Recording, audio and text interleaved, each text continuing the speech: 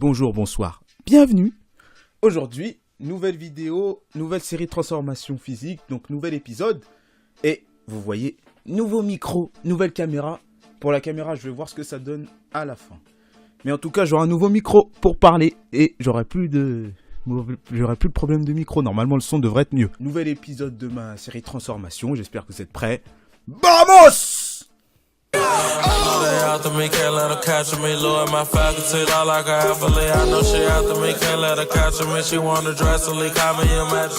Aujourd'hui, ça va être vite fait. Je vais vous parler de la fois où me suis pesé. Ça faisait longtemps. L'espace entre les deux pesées pendant ma transformation physique, elle aura été très très longue. Je me suis pesé en mars 2015 et ma pesée d'après transformation, donc pendant la transformation, février 2016. Entre ces deux temps-là, je me suis pas pesé parce que j'avais trop honte de mon corps, parce que j'étais un gros porc aussi.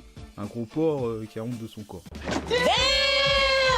Parce que j'avais trop peur en tout cas. J'avais trop peur de dire ouais j'ai pas perdu de poids, ouais j'ai pas fait de progrès puisque je les voyais pas visuellement. Mais malgré tout, je me suis pesé en février et je suis passé de 118 à 98 kilos. Et quand j'ai vu que j'étais passé en dessous des 100 kilos, j'ai fait ah, l'eau est revenue. Enfin, j'avais perdu 20 kilos et j'étais content. Je me suis dit bon, comme j'étais super exigeant envers moi-même, je me suis dit j'aurais pu faire mieux.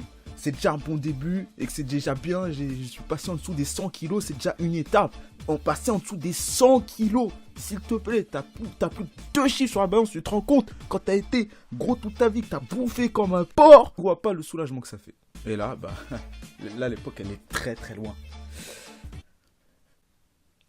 Ce qui s'est passé entre ces deux pesées, c'est que je voulais puisque je m'étais rompu les ligaments croisés, j'ai voulu recourir. Donc au moment, en avril, j'ai pu recourir. Donc les 118 kilos, je les sentais venir. Je me suis dit ouais. Nique ta mère! 1h30 comme les joueurs de foot sans s'arrêter puisque le match ça dure 90 minutes, donc 1h30. Je me suis dit je vais faire 1h30 de course. Après j'ai vu que j'étais gros, y a pas de problème. 10 minutes de course. Je me suis fixé cet objectif là. J'ai tenu 4 minutes et je crachais du sang limite. Oh putain, c'est la merde.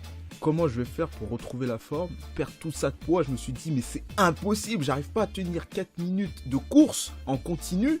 Il faut que je perde tout ça, je voulais avoir les abdos, etc. Et je me suis dit, si j'arrive pas à courir 4 minutes, comment je vais faire pour me transformer? Je me suis dit, dans ma tête, c'était quasiment mort, c'était quasi impossible.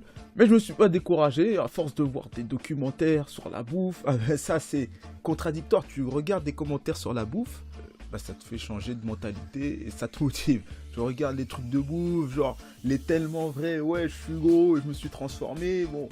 C'est pas les meilleures émissions tellement vraies, mais quand même, ça m'a motivé pour pouvoir atteindre mon objectif. Là, 2018, bon, je fais aucune résolution encore une fois. Ça y est, c'est arrêter les résolutions, mais je vais faire, voilà. Je vais faire et puis on verra comment ça se passe. Ça m'a procuré un boost de motivation, le fait d'avoir vu que j'avais perdu 20 kilos. De ce fait, j'ai continué, etc. Le prochain épisode, je vais vous dire, j'ai démarré Freeletics, je vais vous en parler un peu. C'est la fin de la vidéo, donc si elle t'a plu, n'hésite pas à mettre un like, à commenter, à t'abonner si ce n'est pas déjà fait.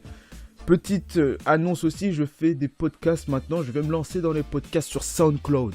Donc je pense que les podcasts ce sera l'avenir, les vidéos c'est bien, mais aussi si tu peux écouter parfois en audio c'est mieux. Parfois je mettrai sur YouTube les podcasts, j'ai quelques sujets et je me lance aussi dans le débrief de match de Lyon comme j'aime beaucoup Lyon.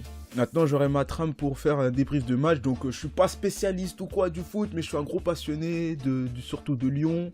Et c'est pour ça que maintenant je me lance dans les podcasts de débrief de match, résumer les joueurs, les matchs à venir, etc. Même il y aura parfois des matchs d'autres équipes, ceux qui jouent la Ligue des Champions, voilà comment j'ai vu le match, de ma façon de voir les choses.